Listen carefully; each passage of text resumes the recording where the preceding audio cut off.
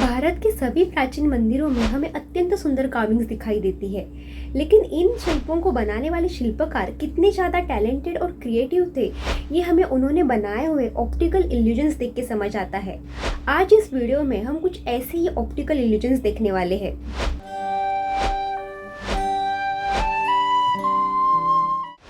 कर्नाटक के बादामी केव्स का कंस्ट्रक्शन 6 से 8 सेंचुरी के बीच में हुआ था और यहाँ बने शिल्पों में से ये एक शिल्प है।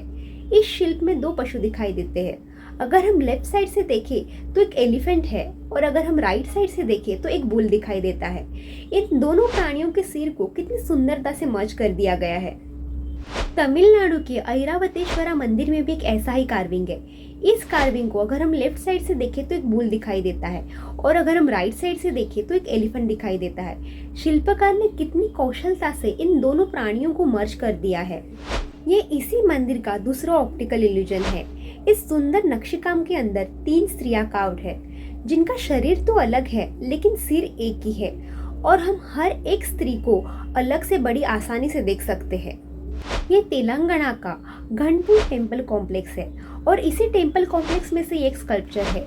इसमें कुछ लोग संगीत पे नृत्य करते हुए दिखाए गए हैं और इस स्कल्पचर में से जो बीच के 3 इंसान हैं, इन तीनों के मिला के बस 4 ही पैर है। इस शिल्प को कितनी कलात्मकता से बनाया गया है कि हम जिस भी इंसान को देखना चाहे उस इंसान का शरीर पूर्ण दिखाई देता है। ये कर्नाटक का हरिहरेश्वर मंदिर है और इसी मंदिर में ये कृष्णा का स्कल्पचर बना है। इस स्कल्पचर को हम इंडियन टेम्पल्स के ऑप्टिकल इल्यूजन्स का एक सुंदर उदाहरण कह सकते हैं। इस स्कल्पचर में कृष्णा जी के शरीर तो 5 है लेकिन मुख एक ही है और कौन सा शरीर सही है ये हम देख के समझ ही नहीं पाते, क्योंकि हर शरीर कृष्णा जी के फेस के साथ एकदम फिट बैठ जाता है। और इस कृष्णा जी के कार्विंग में शरीर के हाव भाव और मुख का एक्सप्रेशन बड़ी सुंदरता से दिखाया गया है। ये तमिलनाडु का वैष्णव नम्बी मंदिर है और ये मंदिर विष्णु भगवान का है। इस मंदिर में एक बड़ा ही सुंदर स्कल्पचर है। इसमें 9 स्त्रियों को इतने कलात्मकता से बताया गया है कि अगर हम इनको साथ में देखें तो एक हाथी बन जाता है और इसके ऊपर एक माहौत भी बैठा हुआ है। इस स्कल्पचर में बने हुए स्त्रियों को कितनी सुंदरता से और कितने डिटेल में बनाया गया है।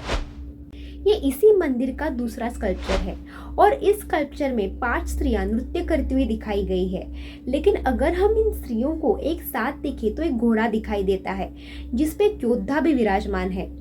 हजारों साल पुराना ये स्कल्पचर बनाने वाले शिल्पकार कितने ज्यादा रचनात्मक थे।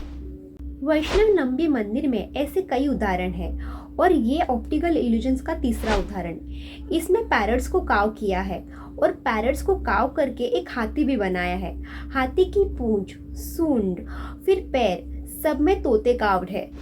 ये तमिलनाडु का थिरुकाजुंद्रम मंदिर है और ये मंदिर 6 सेंचुरी का बना हुआ है। इस मंदिर में एक सुंदर स्कल्पचर है।